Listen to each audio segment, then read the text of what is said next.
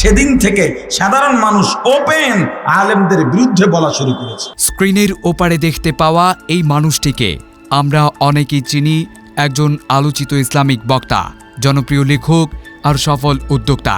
আপনি কি জানেন, বিগত ১.৫ বছর ধরে তিল তিল করে বুনে যাওয়া হচ্ছিল এক ভয়াবহ ব্ল্যাকমেইলিংয়ের চক্রান্ত। আমাদের সবচেয়ে নিরাপদ আশ্রয়স্থল কোনটা? নিঃসন্দেহে আমাদের পরিবার, আমাদের ঘর। কিন্তু ভেবে দেখেছেন কি, যে দেয়াল আমাদের সুরক্ষা দেওয়ার কথা, সেই দেয়ালের ভেতরেই যদি অজান্তে বাসা বাঁধে কোনো অদৃশ্য বিপদ, কিংবা আমাদের এই কোনো অসচেতনতা বা সামান্য অবহেলা যদি পুরো পরিবারকে ঠেলে দেয় এক অন্ধকার পরিণতির দিকে। আজ আমরা এমন এক পারিবারিক ও সামাজিক সত্য তুলে ধরছি, যা শুধু একটি নির্দিষ্ট ঘটনা নয়, বরং প্রতিটি পরিবারের জন্য এক চরম সতর্কবার্তা। তার অতীতের একটা চারিত্রিক ব্যাপার আছে, আমি সেটা সামনে আনতে চাচ্ছি না। এক রাতেই নিজের ঘরের ভেতরেই লুকিয়ে রাখা গোপন ক্যামেরা, নিজের ব্যবহৃত মোবাইল ফোন আর হোয়াটসঅ্যাপ হ্যাক করে হাতিয়ে নেওয়া গোপন ডেটা কোনো চলচ্চিত্রের ক্রাইম দৃশ্য নয়, এ যেন বাস্তবের বুকেই আঁকা এক গা শিউরে ওঠার মতো মাস্টার প্ল্যান। প্রশ্ন একটাই, এর পেছনে আসল মাস্টারমাইন্ড কে? এটি কি কেবল একটি পারিবারিক ফাটল, নাকি কোনো অদৃশ্য প্রহাত ধ্বংস করে দিতে চাইছে বহু কষ্টে গড়ে ওঠা কোটি কোটি টাকার ব্যবসায়িক সাম্রাজ্য? আমার দ্বিতীয় স্ত্রী নাইমা জান্নাত গত 1 বছর আগে, যেহেতু আমার স্ত্রীর বিশ্বাসটা ওরকমই ছিল, আমার হোয়াটসঅ্যাপ থেকে আমার ডিভাইস তার মোবাইলে নিয়ে যায় চুরি করে, যেটা আমি জানতাম না 1 বছর পর্যন্ত। এই 1 বছর পর্যন্ত আমার পেছনে সে নানা ষড়যন্ত্র এবং চক্রান্ত করেছে। স্ত্রী হিসেবে আমি সন্দেহ করতে পারিনি, এবং একটা সময় এসে সে আমার ঘরে বেডরুমে সিসি ক্যামেরাও লাগিয়েছে, যেটা পরে সে স্বীকার করেছে, একটা বৈঠকে সবার সামনেই স্বীকার করেছে। কত বড় ষড়যন্ত্র হতে পারে যে হাজবেন্ডের বেডরুম পর্যন্ত গোপন ক্যামেরা লাগানো, নিশ্চয়ই এর পিছনে তার বড় কোনো ষড়যন্ত্র ছিল, এবং তার পিছনেও কোনো চক্র অবশ্যই আছে। তো আমার সেই হোয়াটসঅ্যাপ ডিভাইস সে চুরি করে, আমি সে যে কার কার সাথে কিভাবে কথা বলেছে আমি জানি না, বাকি এগুলোর সংখ্যা সম্ভাবনা সবই আছে। এই মিসবাহ সাহেবের 1 বছর আগে হোয়াটসঅ্যাপে তার ডিভাইসটা চুরি করা হয়েছে।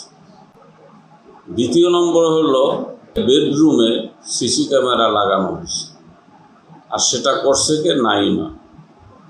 সেজন্য আমি লজ্জিত হয়েছি। খবরের গভীরে যেতেই উন্মোচিত হতে শুরু করেছে শিহরে ওঠার মতো সব তথ্য। সম্প্রতি যখন কুয়াকাটার নামি দামি গোল্ডেন রিসোর্ট আর ঢাকার প্রভাবশালী ব্যবসায়িক উদ্যোগ 313 কোম্পানির অভাবনীয় সাফল্য চারদিকে তোলপাড় সৃষ্টি করলো, ঠিক তখনই কি তবে ঘুম ভাঙল সেই বিষাক্ত চক্রের। কাকতলীয় হলেও সত্য, ব্যবসায়িক সুনাম তুঙ্গে ওঠার পরপরই দ্বিগুণ গতিতে শুরু হয় মুফতি হাবিবুর রহমান মিসবাহকে সামাজিক ও মানসিকভাবে ফিসে ফেলার গোপন মিশন।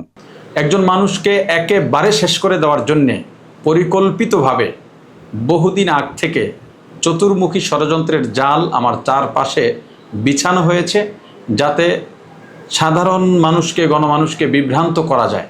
আমার এই দ্বিতীয় স্ত্রী নাইমা জান্নাত আমার কাছে আমার 3টা কোম্পানি, একটা কোম্পানির এমডি পদ চেয়েছিল। তো আমি তাকে এমডি পদ দিইনি, যেহেতু সে আমার ঘরে আসছে মাত্র কয়েক বছর। বিশ্বস্ততার একটা ব্যাপার আছে, মানুষ আমার কাছে টাকা রাখে, আমি আমানতদার এটা মনে করেই, এবং আমাকে তারা বিশ্বাস করে, সেই বিশ্বাসের মর্যাদাও আমরা রেখেছি। এখন সে এমডি পদ চেয়েছে, এটা তো আমি দিতে পারি না। এবং সে বিভিন্ন সময় আমাকে বলেছে, তার স্ক্রিনশট আমার কাছে আছে, সে আমার ব্যবসাটা ধ্বংস করবে, এটাই তাদের মূল টার্গেট ছিল। এবং তার চক্রের 2-1 সদস্য, নারী সদস্যও আছে, তারাও আমার ব্যবসা বাণিজ্য নিয়ে বিভিন্ন সময় কথা বলেছে, এবং আমার ব্যবসাটাই তাদের কাছে হয়তো মুখ্য বিষয়, যেটা আমি মনে করতেছি যে কিভাবে থামিয়ে দেওয়া যায়। তাহলে আসল খোলসটা কি?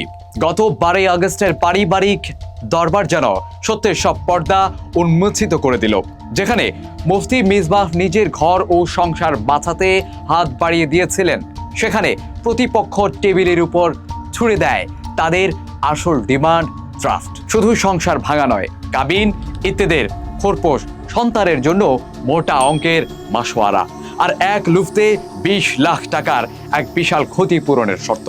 তবে কি পুরোটাই ছিল টাকার খেলা? এই জটিল নাটকের সবচেয়ে রহস্যময় চরিত্র মুফতি মিসবাহের দ্বিতীয় স্ত্রী নাইমা জান্নাত। অভিযোগের তীর বলছে ক্ষমতার লোভ আর মোহের বশে বেডরুমের মতো পরম ব্যক্তিগত জায়গায় বসানো হয়েছিল লুকানো গোপন ক্যামেরা, ব্যক্তিগত কথোপকথন আর ছবি দিয়ে তৈরি করা হয় মারাত্মক সব স্ক্রিনশট। তাসের ঘরের মতো ভেঙে পড়তে শুরু করেছে চক্রান্তকারীদের সেই সাজানো গল্প। স্বয়ং নাইমা জান্নাতের আইনজীবী অ্যাডভোকেট জান্নাতুল ফেরদৌস প্রকাশ্যে বোমা ফাটিয়েছেন। তিনি পরিষ্কার জানিয়ে দিয়েছেন, সোশ্যাল মিডিয়ায় ছড়ানো যে স্ক্রিনশটগুলোকে ঢাল বানানো হচ্ছিল, আইনে আদালতে সেগুলোর কোনো ভিত্তি নেই। এগুলো শুধুই ভুয়া আর ডিজিটাল কারসাজির ফসল। এমনকি তার আইনজীবীর সামনেও সে আমার কাছে 10 লক্ষ টাকা দাবিও করেছিল। 10 লক্ষ টাকা না দিলে সে ভিডিও ভাইরাল করবে, এই ধরনের কথাবার্তা বলেছিল। এবং তার যে আইনজীবী ছিল, তার আইনজীবী পরবর্তীতে এই ঘটনার পরে সে তার থেকে ফিরে যায় এবং সে তার ফেসবুকে স্টেটমেন্ট দেয় যে আমার যে মক্কেল নাইমা জান্নাত 1 বছর পর্যন্ত বা 8-9 মাস পর্যন্ত আমার সঙ্গে যোগাযোগ করে এবং আমার বিরুদ্ধে নারী সংগঠিত অভিযোগ দেয়। তার আইনজীবী তার কাছে যেই প্রমাণ চেয়েছিল সেই প্রমাণ সে দিতে পারেনি। এটা তার আইনজীবীর স্টেটমেন্ট। শক্তিশালী কোনো প্রমাণ দিতে পারেনি দেখে তার থেকে তার আইনজীবী সরে যায়। মেয়ের এমন বিভ্রান্তিকর আর পরিকল্পিত কর্মকাণ্ডে স্তম্ভিত খোদ নাইমার বাবা আলেম মাওলানা আব্দুল কাদের। সামাজিক যোগাযোগ মাধ্যমে ছড়িয়ে পড়া বেশ কিছু রেকর্ডিংয়ে উঠে এসেছে বাবা ও মায়ের অসহায় আকুতি। মামা তোমার আমি বলছি, তুমি সংসার হলে করো মা, দেখো তুমি আপনাদের ইতিম করিও না, আগে তো 2টা চলে গেছে, এরা তুমি আপনাদের ইতিম করিও না মা, তোমার আব্বাই বলছি মা। যা এই চক্রান্তের পেছনে অন্য কোনো শক্তিশালী অনুঘটনের উপস্থিতিরই জানান দেয়। প্রশ্রয় দেয় লেগে তো আমি কথা কইতে না করিছি, এখন থাকতেই দেখছি খালি ফোন দিত আর কথা কইতো, খালি ফোন দিত শয়তান সেরি। ওর এত সুন্দর একটা সংসার আমি দিলাম, আমি তো কইছি এত সুখে থাকতে পারে না, অন্যান্য গিয়ে কেঁপে থাকবো অন্য জায়গায়, এত সুখ কেনাই দিব। আসসালামু আলাইকুম বাবা, ভালো তো হইতে পারলাম না বাবা, আপনার মনে খুশি করতে পারলাম না, যেভাবে হোক অনেকদিন পর্যন্ত কাটাইছি ওর সাথে, কী করবো অনেক মানে ফেলাইছি 5 বছর 6 বছর আগে, আর এখন কী করবো, বিদেশ থেকে একবার আকামলা হয়ে গেছি। আমি ইনশাল্লাহ আপনার সাথে সবসময় যোগাযোগ রাখবো, ইনশাল্লাহ এসে দেখা করবো, সমস্যা নেই। আমার মেয়ে যে বাদ দিয়ে দিচ্ছে আর তো লাগবেই না, ও তো মানুষ হবে না কখনো, মানুষ হওয়ার মতো না, কোথাও টিকবে না, একবার না একবার আস্তে আস্তে ঘুরবে, তো বাকি বদ্ধতা আসে না, কী করবো বাজান। আমি আপনার কাছে ঋণী বাজান, আপনি যেদিন মানুষ, আল্লাহ আপনার বাঁচাই রাখো, আপনাকে আল্লাহ সব দিক দিয়ে সুস্থ রাখো, এই দোয়া করি। কিন্তু গল্প কি এখানেই শেষ, নাকি এই সুতা বাঁধা রয়েছে আরও পেছনে কোনো বিষধর সাপ বা পুরনো শত্রুর হাত? মুফতি মিসবাহ আঙুল তুলেছেন ডক্টর খালিল নামের এক রহস্যময় চরিত্রের দিকে, অতীতেও যার বিরুদ্ধে থানায় জমেছিল আইনি অভিযোগের পাহাড়। ঘটনার সর্বপ্রথম কালপিট হচ্ছে ডক্টর ইব্রাহিম খলিল। ওই ফেসবুকে সর্বপ্রথম এই বিষয়টা সামনে আনে, তারপর খলিল ডক্টর ইব্রাহিম খলিলের কাছে যায়। এই পোস্ট দেখার পর খলিল ডক্টর ইব্রাহিমের কাছে গিয়ে আমার ছবিগুলা তাকে দেয়, তারপরে সেই ছবিগুলা সবার কাছে প্রকাশ করে। খলিল তারপরে খলিলের সাথে থাকে তার বন্ধু নাইম, এই বিষয়গুলো ফেসবুকে সরাসরি আনে। দেখেন, এখানে আমি প্রথম বিয়ে করেছি ছাত্র জমানায়, আমি তখন লেখাপড়া করি, পারিবারিকভাবেই বিয়ে হয়েছে এবং এটা বেশি দিন টেকে নাই, পারিবারিকভাবেই আবার সেপারেশন হয়েছে। দ্বিতীয় বিয়ে হয়েছে পারিবারিকভাবে, তিনি এখনও আছেন। এখন আমার কথা হয়েছে এখানে শরিয়ার দিক থেকে কিংবা রাষ্ট্রীয় দিক থেকে আমার অপরাধ কি? বিয়ে হতে পারে, শরিয়ার সুযোগ আছে, এরকম হয় না যে মনে চাইছে বিয়ে করেছি, মনে চাইছে ছেড়ে দিয়েছি। দেখেন, এখন আমার দ্বিতীয় স্ত্রী যে চলে গেল, এটাকে আমি ছেড়েছি, এত কিছুর পরও কিন্তু তাকে নিতে চেয়েছি। এবং বৈঠকে সেখানে বড় বড় ব্যক্তিরা ছিলেন, সবাই তাকে অনুরোধ করেছেন, এমন কিছুই হয় না আপনার সাথে, একটা ছেলে আছে, দেখেন সংসারটা ভাঙেন না। কিন্তু সে কিন্তু কোনোভাবেই থাকতে চায় না। কী কারণে? কারণ উনি তো থাকবেন না দেখেই এত বড় ষড়যন্ত্র চক্রান্ত আমার পিছনে এত দিন ধরে করে আসছে। অতএব এখানে এই বিষয়গুলো শুধুমাত্র আমাকে সম্মানহানি, চরিত্র হননের জন্যই আমার পারিবারিক এই বিষয়গুলো নিয়ে আসা হয়েছে, মানুষের মাঝে আমাকে ছোট করবার জন্য। আসলে আমি কারো ঘর থেকে নামিয়ে এরপর আমার ঘরে এনেছি এমন কোনো প্রমাণ বা ডকুমেন্টস নাই।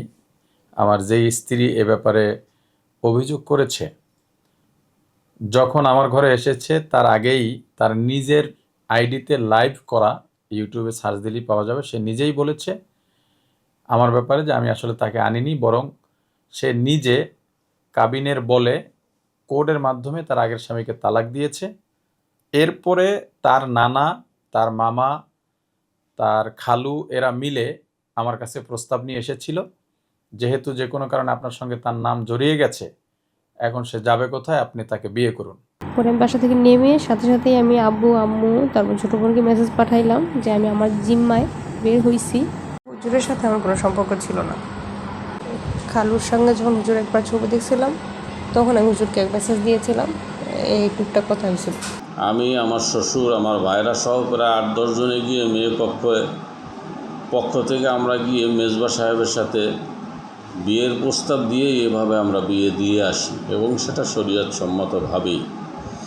সুখ শান্তির কোনো অভাব ছিল না সেখানে। আমি গেছি, আমার ভাইরা, মাওলানা আব্দুল কাদির ওর যে বাবা সে গেছে, এবং নাইমার মা তো বহুতবার গেছে, নাইমার নানি গেছে ওখানে, নাইমার খালা গেছে ওখানে। নাইমা কত সুখ শান্তিতে আছে আমরা ওখানে দেখে আসছি। ইতিমধ্যে জানতে পেরেছি আমার নামে একটি মিথ্যা মামলাও করেছে, যৌতুকের মামলা। আপনারা স্বাভাবিকভাবেই বুঝতে পারছেন আমি আসলে যৌতুক দাবি করতে পারি কিনা। যেই ওয়াইফকে নিয়ে আমি 2বার ওমরা এবং কাতার সফর করেছি, তার কাছে কিসের কারণে আমি যৌতুক চাইব, এটা আপনারা যারা সচেতন মহল আছেন তারাই নির্ণয় করবেন, বিচার করবেন। কিন্তু দুঃখজনক ব্যাপার হলো তার আইনজীবী প্রকাশ্যে মিডিয়ায় আমার ব্যাপারে এমন জঘন্য অসত্য তথ্য দিয়েছেন, যা দেখে আমার শুভাকাঙ্ক্ষী যারা এবং দেশবাসী মর্মাহত হয়েছেন। আমি এর তীব্র নিন্দা ও প্রতিবাদ জানাই। তিনি বলেছেন আমি নাকি 9টি বিয়ে করেছি এবং অনেকগুলো পরকীয়ার সঙ্গে যুক্ত। আমি এই যে মিথ্যাচার, এ ব্যাপারে আমি এখনো পর্যন্ত আমি সমন হাতে পাইনি। সমন হাতে পাওয়ার পরে আমার আইনজীবীর সঙ্গে আলোচনা করে এ ব্যাপারে আমি আইনি পদক্ষেপ নেব ইনশাআল্লাহ। দর্শক, আমাদের চারিপাশে এমন অনাকাঙ্ক্ষিত ঘটনা ঘটেই চলছে, তাই সুস্থ থাকুন, নিরাপদে পা বাড়ান। দেখা হচ্ছে আগামী কোনো পর্বে। সে পর্যন্ত ভালো থাকুন, সুস্থ থাকুন। আল্লাহ হাফেজ।